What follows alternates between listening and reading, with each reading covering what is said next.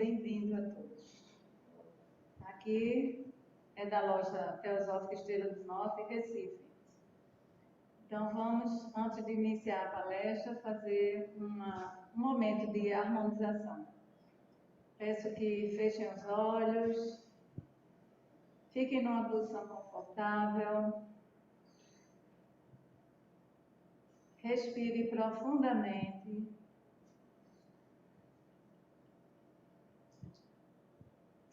Relaxe o corpo físico, acalme as emoções, aquiete a mente.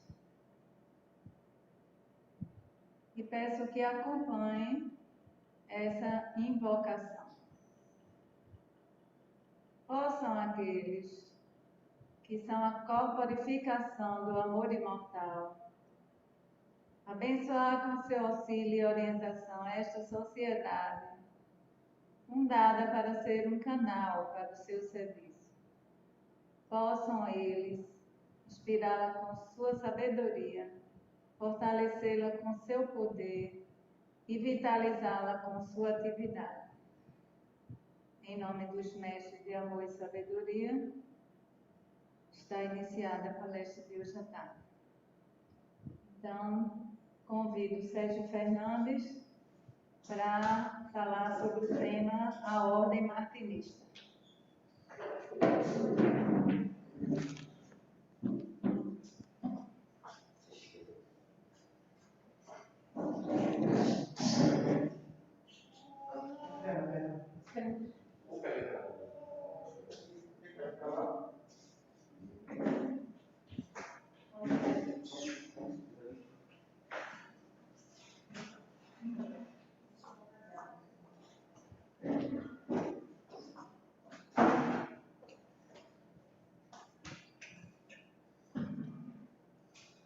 Boa tarde a todos e todas. Antes de mais nada, agradeço a vocês, através de Fernando, pelo convite, certo? Para fazermos esse pequeno histórico, sobre o martinismo e suas características. A verdade, a gente quis pautar exatamente como a minha área é a história, Eu sou professor de história formado e leciono desde 1997. Então, eu gosto muito de pautar pela história, para a gente começar. Mas vamos falar também das características do movimento. No primeiro momento, a gente vai definir o que seria o martinismo. Muita gente acha que conhece, outros não conhecem nada, outros acham que é uma coisa muito misteriosa, uma coisa muito secreta, muito velada. Mas, na verdade, o martinismo, essa definição aí diz alguma coisa básica. É uma corrente mística judaico-cristã, ou seja, é uma corrente que trabalha com o lado místico do judaísmo e do cristianismo, baseado nos ensinamentos sobre a queda do homem, do seu estado de privação material da fonte divina e de todo o processo de retorno à sua essência, designado como reintegração ou iluminação. Então, é uma coisa que está presente em várias doutrinas, em várias ordens iniciáticas. Mas no martinismo isso toma um caráter bem central. A doutrina da reintegração. Ou seja, o homem caiu, ele perdeu o seu estado de comunhão com a divindade e ele vai agora se reintegrar, ele vai voltar a seu estado. Na Kabbalah seria exatamente o raio, o raio que desceu da criação, que vai retornar. Esse raio vai retornar para o divino. Então, um outro conceito que tem exatamente dessa reintegração, que é um conceito cabalístico, é que nós somos o fragmento dessa luz maior, que se desprendeu dela e deu origem à criação. E aí, o homem queria ser Deus, O homem queria experimentar ser Deus. O homem seria isso, seria um fragmento da luz que quer experimentar ser como a luz, Ter esse poder de criar também, de gerar. Aí vem o livre-arbítrio, toda essa história. Então, o martinismo seria um conjunto de conceitos, de ensinamentos, de práticas que levam a essa reintegração. O martinismo tem que ser entendido dentro dessa tradição que a gente chama de tradição ocidental. porque existe a tradição oriental também, né? O pessoal aqui da Sociedade Teosófica conhece muito bem. Até porque durante a sua fundação, em um bom tempo, o foco foi mais a parte oriental, né? O, o orientalismo. Inclusive, a própria criação do movimento martinista, como a gente entende hoje, através de papo, né? O papismo, né? Como o pessoal gosta de chamar o nome certo em francês, a expressão. A criação do movimento papista foi exatamente uma reação a essa coisa do orientalismo, né? Ele ficou incomodado, ele fez parte da Sociedade Teosófica, mas ele ficou incomodado com o orientalismo exacerbado, assim. Como ele sabia que tinha uma tradição ocidental, então ele disse assim, não, nós temos que preservar essa tradição também, ela existe, né? Então ele buscou na tradição ocidental tudo que existia e desde Eliphas Levi e outros bem mais para trás, ele foi buscar e trouxe tudo e compilou e criou então uma ordem que tivesse tudo isso dentro, né? Daí vão surgir várias outras ordens, né? Sem deixar de lembrar que a franco-maçonaria lá já no início do século XVIII, né, também fazia uma coisa parecida, né? A franco-maçonaria também foi um movimento que aí não tinha sociedade teosófica, mas a franco-maçonaria já guardava esses mistérios, né, esses conhecimentos, esses dogmas da tradição ocidental com ela, né?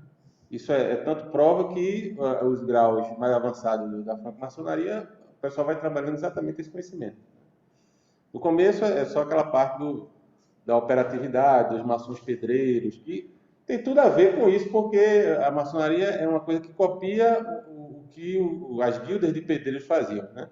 E as guildas de pedreiros eram todos católicos, né? Cristãos convictos, né? Praticantes e muito crentes naquela fé.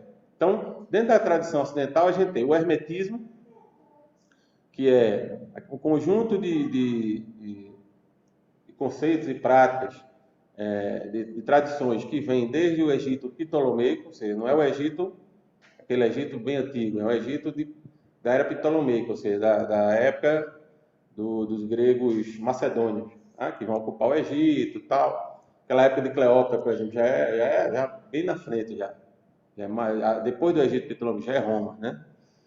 Então, naquele Egito influenciado pelos gregos, nós vamos surgiu o hermetismo, né? Que é um conjunto de práticas e dogmas, de estudos místicos, né?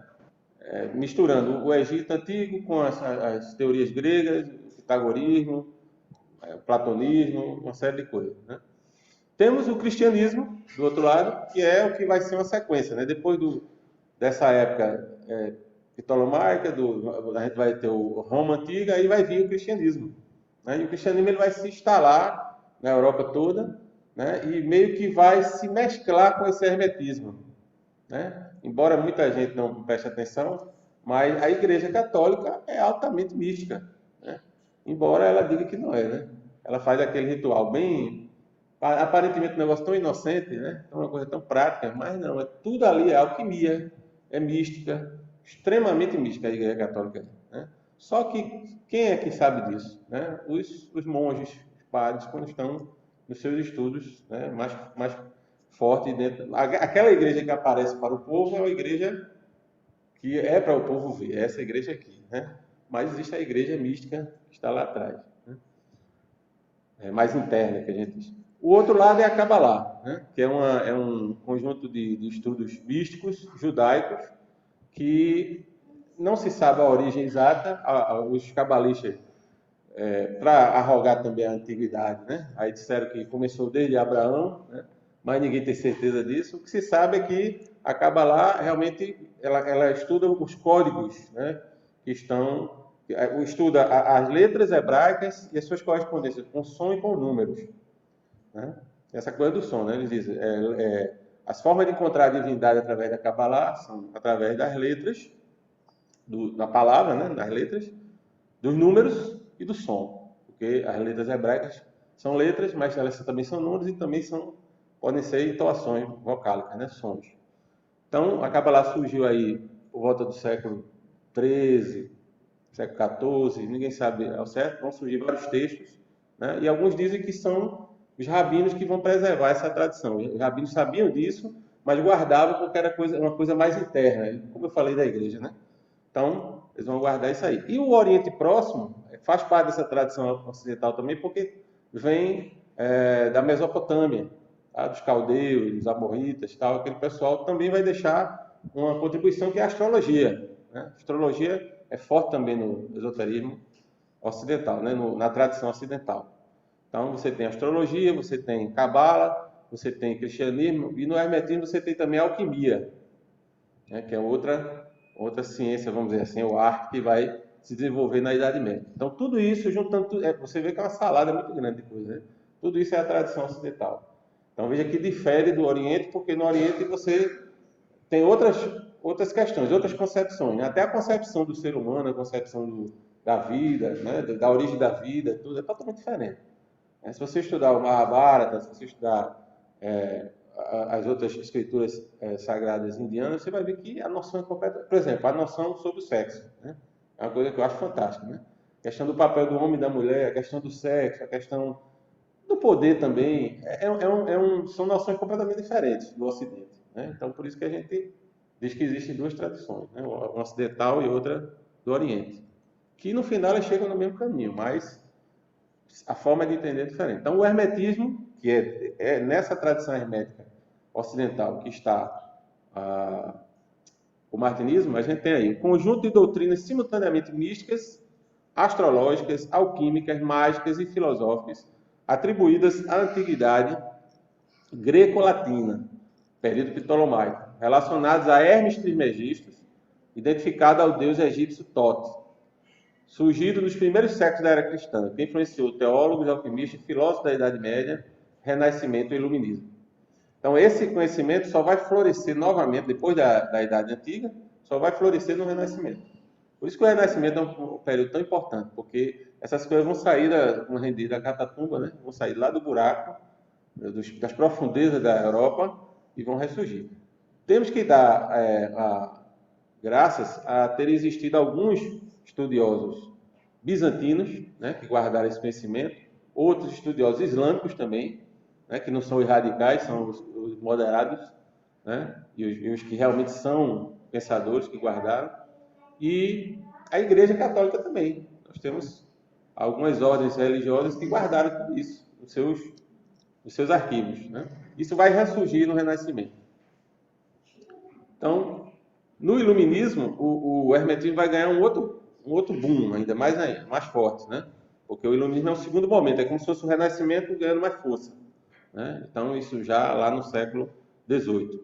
Mas no 400, né, que é 1400 até 1500, 500, não sei, o 600, como a gente chama, são períodos também de grande evolução. Agora, quando você chega no Iluminismo, aí já surge uma questão que é a questão política também, as ideias políticas, o republicanismo e tal, então mistura outros conceitos também dentro dessa tradição. E Hermes Trismegisto, lembrando, né, uma figura mítica também, né, que é uma figura mítica que junta Thoth, né, egípcio, que é o deus da sabedoria e tal, do conhecimento, né, o patrono dos escribas, né, Thoth, com o deus Hermes, né, grego. Bom, o contexto histórico, Idade Média e Renascença. Aí, como eu disse, você vai ter a alquimia, que fala da transmutação dos materiais, da química, né, da transmutação tanto de metais como de elementos químicos de qualquer natureza. Você vai ter a astrologia, a influência dos astros, e a teurgia, que são as operações mágicas. Aí é a teurgia. A teurgia é o que a gente convencionalmente chama de magia, né? Teurgia é mexer com as energias sutis, né? Então, mexer com forças astrais, né, que estão ainda nesse plano, e aí que a Kabbalah explica também os planos, aqueles planos né, como o Espiritismo também explica, cada um explica, tudo é a mesma coisa, né? O pessoal às vezes não me difere perispírito e tal, o outro chama de outra coisa, mas na verdade é tudo mesmo fluido, né? E os teurgos, né, trabalham com isso aí. Lembrar que Salomão mexia com esse tipo de coisa também, né? Salomão deixou a escravícola de Salomão, que são aquelas operações mágicas também, que uma parte é Goécia, né, que seria uma umas operações mais perigosas, que mexem com entidades não tão preparadas, vamos dizer assim, e a teurgia, que seria com anjos, operações com anjos, com seres mais iluminados. Enfim, tudo isso está dentro do hermetismo, certo? E hoje, para qualquer entidade que você for desse tipo, da tradição ocidental, eles trabalham com essas três coisas. Aí é o caminho, cada um segue o caminho. Você pode seguir o caminho da teurgia, que é o do sacerdócio, que é você virar sacerdote e tal. Astrologia, alquimia, ou ser um estudioso só da contemplação, não filósofo, né? Pode ser também. Bom, os precursores de todo esse estudo hermético, né, ocidental. Paracelso estudou a alquimia das plantas, né, poder das plantas, né, plantas que curam, né. Então, Paracelso trabalhou com tudo isso. Giordano Bruno também trabalhou com o mesmo tipo de coisa e também com a alquimia, né. Cornelius Agripa, aí vem a teurgia, alquimia e teurgia. O tratado de Cornelius Agripa é imenso, né, fala de tudo, mas principalmente das operações mágicas. João Dee, que falava com os anjos, né, dizia que falava com os anjos, é o inglês, né, que era secretário da rainha Elizabeth, né, e falava com os anjos e tal. Que essa coisa de João Dee só vai ser codificada depois, mas o pessoal não entendia na época o que ele estava fazendo, achava que era bruxaria, alguma coisa assim, mas depois vai se entender que é uma coisa mais, uma operação mais angélica, né, do que uma mágica simples, né. Não era coisa de fazer fenômenos, não, era de se comunicar mesmo com o mundo astral. Algo como a gente fala hoje do espiritismo, de outras entidades que tentam falar, se comunicar com o mundo astral, né? Vocês vejam aqui as datas, né? Eles estão aí, ó. Século XV, né? Século XVI, não é isso? Aí vemos as personagens que vão, assim, fundo no que o martinismo trabalha. O martinismo trabalha com a reintegração, né? Com o cristianismo místico. Aí vamos ter os poetas maior, Jacob Boehme, né? Que fala... tem a primeira obra dele aí, A Aurora Nascente, né, de 1612, que é Cabalá cristã, né, Cabalá cristã pura e esse cristianismo restaurador, né, ele falando de como o homem tem que se regenerar, porque a Cabalá fala exatamente disso, né, e aí você traduzir ela para o cristianismo, em vez de ficar no judaísmo, né, porque havia muita briga, né, entre ainda, aí na época da Reforma Protestante, né, você vê aí a briga entre os protestantes e católicos, muito forte. Mas aí você vai para o lado cristão e diz que o cristianismo também diz a mesma coisa, né? Reintegrar-se com Deus. E o Gitchell, aí, George Gitchell, que é um aluno vamos dizer assim, um seguidor de Jacob Boehme, né? Que ele faz uma obra fantástica, que é essa Teosofia Prática, onde ele faz desenhos dos pontos magnéticos do homem, que seria os chakras, né? Então, você tem um desenho aí, você olhar o livro. Esse livro, inclusive, foi publicado agora pela editora Polar, no Brasil. Muito bom o livro, muito bom mesmo. Fala desse cristianismo místico, né, de forma bem, até mais radical, vamos dizer assim, mais profundo do que Boehme. Tá? Mas ele veio depois, né? Ele foi um discípulo de Boehme.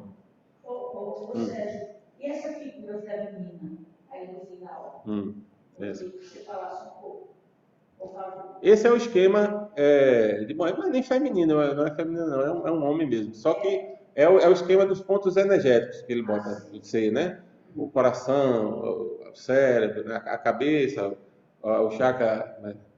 Do pescoço, laringe, e aí vai, tudinho. Ele faz isso, inclusive, comparando esse esquema de Gitchell com o de Little Bita, é bem próximo. Né? Inclusive o pessoal criticava ali porque ele dizia, não, ele tirou o chakra cardíaco e botou de lado, né? Alterou. Provavelmente ele estudou isso aqui, né? Boehme, Gitchell, e foi para outra linha. Aí o pessoal criticou, porque não era a mesma coisa do oriental. O oriental, né, é aquela linha reta, né? E o cristão fez uma adaptação aí, né? A forma de ver diferente, ou seja, é a mesma coisa, só que a forma de ver é diferente. Né? No caso de Gitchell. Esse aqui é o que vai começar a dar nome ao martinismo, né? É o Martinez de Pasquali, né? Em 1727 até 1779.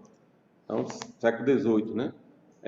Ele vai receber uma patente do seu pai de uma maçonaria escocesa, né? Porque, só para lembrar que a gente vai ter os Stuart vão ser expulsos da Inglaterra, eles vão para a França, né? Vão se salvaguardar na França e eles vão levar a maçonaria também. Era uma coisa de inglês, né? Vão levar para a França. Só que na França eles vão praticar uma maçonaria diferente dos ingleses lá da ilha, né? Então a maçonaria continental vai ser diferente. E aí vai ser uma maçonaria bem mais cristã e cavalheiresca. Então Martinez de Pasquali, ele começa por aí, pela maçonaria, né? Depois ele começa a estudar a Torá e faz um Midrash, né? Que seria o Tratado da Reintegração dos Seres. É um livro muito conhecido.